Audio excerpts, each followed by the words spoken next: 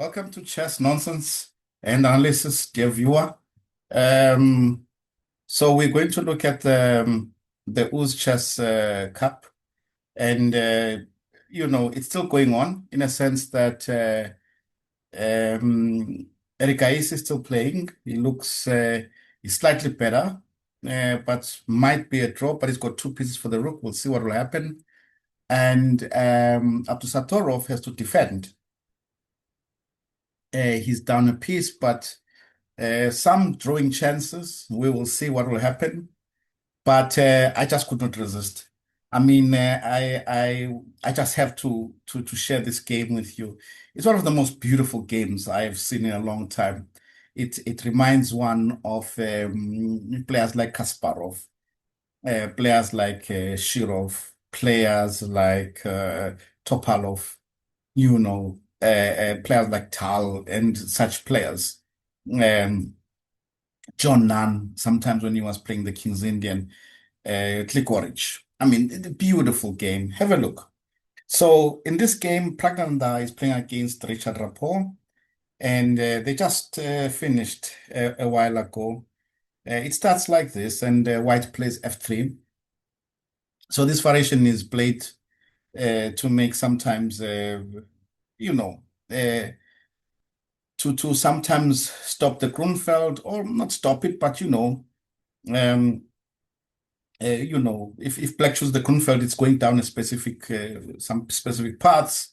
So in many cases, it will transpose into a King's Indian Samish variation. We haven't seen a King's Indian proper at this level for a long time, and Richard Rapport plays this variation and plays b5. This is all still theory. Of course, White will not take on b5 because it will bring some Benko-like type of compensation where Black will have play on both the A and the B file, right? And Black will most probably open up the center somewhere with c5 or something and get the bishop involved. So White normally will play, this is still theory, castles. And yeah, in this position, e5, d5. So yeah, b takes c4 has been played before. And knight b6 has also been played before. But well, in the game where it was played in my database, White played strangely. White played something like knight g1 here or something. But of course, a logical move is bishop takes b6, right? And this position. Now, if you ask me, I will say that the players are already on their own. I mean, I don't think that anyone has prepared to come to this position. So what is happening? Well, what's happening is that Black is playing in true King's Indian style. Is going to assault the White King and is ready to invest some material. So King to b1, because of course you don't want to take on b5 and give a2, it's too risky.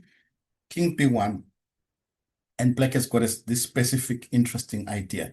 Plays b4, knight b5 suggests itself. Of course, at the moment you cannot touch the knight because the knight will move to c1 and the queen was also taken b4. This looks very good for White, right? You think, yeah, hard to play for Black. Where does Black break? I mean, because Black wants to get the key thing is you want to get your pieces into the game, but there is no break. The break is f5, but it's too slow. Playing 98 and then f5, we don't believe that, and White will not take. And on the other hand, if you played 98 here, White may consider playing g4 as well. Why not? G4 takes h5, you take on f3, play knight g3, and continue in that fashion. But no, Richard Rapport has got completely different ideas, and what he's looking at is the king. It's such a beautiful game. It's really exciting to see someone play like this. He's looking at the king, and the king doesn't have many squares available. Okay, b1, okay, c1, okay, a1. But now, if we play knight takes d5, we are now introducing the idea of playing. Well, first and foremost, if you play queen takes d5, I will play bishop e6, isn't it? And then I will take on a2. And you don't really have, this is very dangerous for you. So, of course, you will have to take with the pawn. And now comes bishop f5 check. And now you go king a1. Now it's becoming ridiculously dangerous because for a second, Let us imagine that this knight is not there, right? What would black play? Black would play rook takes a2, check. No, wait. Well, it's in the air because rook takes a2, king takes. I thought queen a8 is finished, but king b3 can still be played. But okay, maybe black would play pawn to b3 then. Okay, black would possibly play pawn to b3, and if you play a3, pawn to e4, threatening rook takes a3 check because then your pawn on b2 is pinned by the bishop. But either way, it's ridiculously dangerous, and the a file is now open, of course, but the king is feeling the heat. So Pragg, played here king a1, rook a4, defending the pawn, keeping the knight on b5, which is a very nice idea. Keep the knight on b5, and now we are ready to introduce the other rook on a8. So knight c1 to defend, of course, queen d7 is played. Now the idea is to play rook to a8. Bishop c4, a human move to defend, plays rook c8. Then plays queen to e2, because of course you want to keep your pieces now, because if you move your bishop, then I can take queen takes b5 in some variations, right? You don't want to give me a lot of material back. So queen e2 makes sense to keep an eye on your knight. And now e4. Wow. What a move. I mean, Richard Rapport is cooking. He's on fire. This move is such a nice move. Okay, Pragg plays bishop b3. What will happen, for example, if pawn takes pawn? And look at this, these concepts where the whole body is being played are always so nice.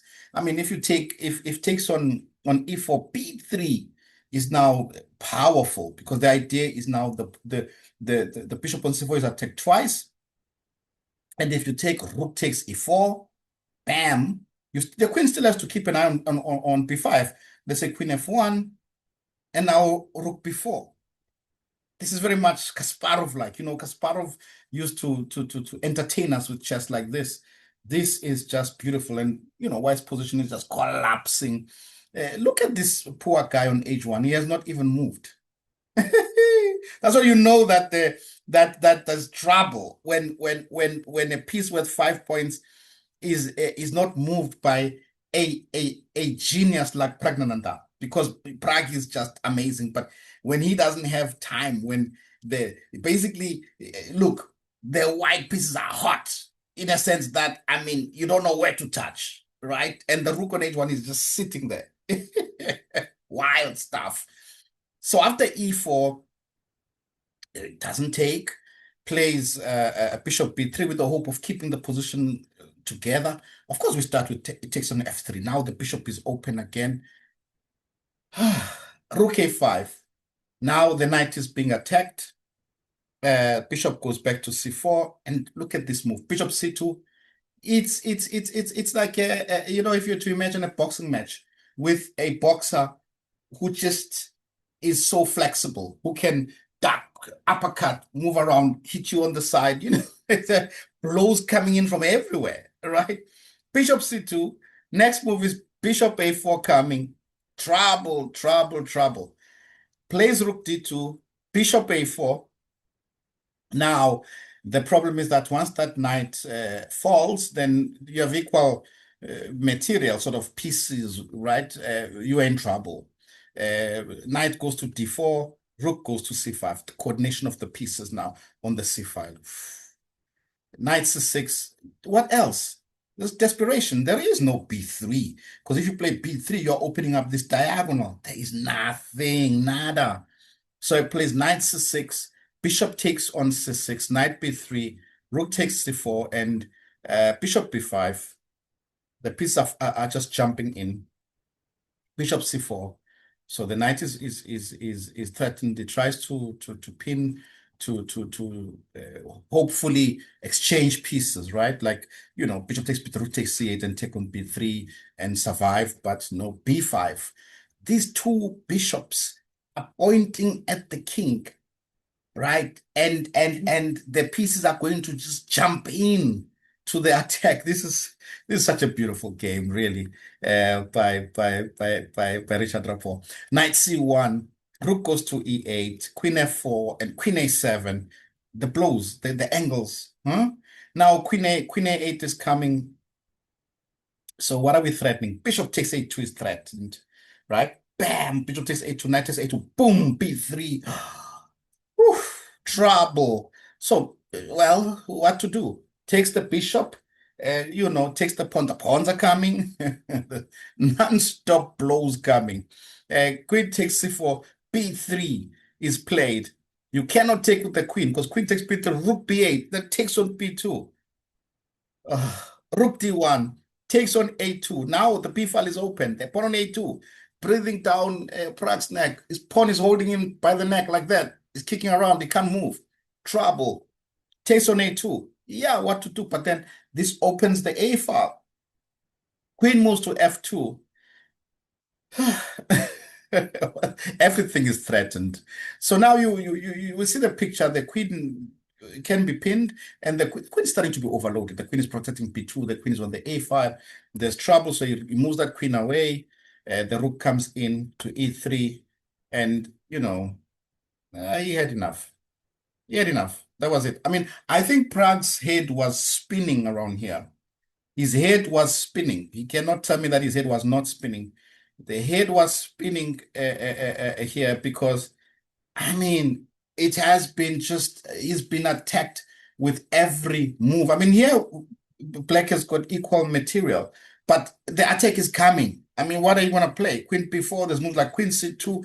Pieces are flowing, are just jumping, falling into the attacking positions. One of the most beautiful games I've seen in a long time, and it brings excitement to see chess like this. Well done, Richard Rapport. And I really hope you enjoyed it as well, dear viewer. This fireworks. This fireworks. Right. So yeah, till next time. Well, I'll go and look at what the other games what's happening in the other games of now amongst the leaders. Is Erika is going to jump over Abdusatorov? Is he going to win? Is it going to be a draw? Many questions have to be asked. Okay, let's meet soon. Let me go back and see what's happening in the other games. Yeah. Catch you very soon, dear viewer. Yeah. Checkmate. See you on the other side.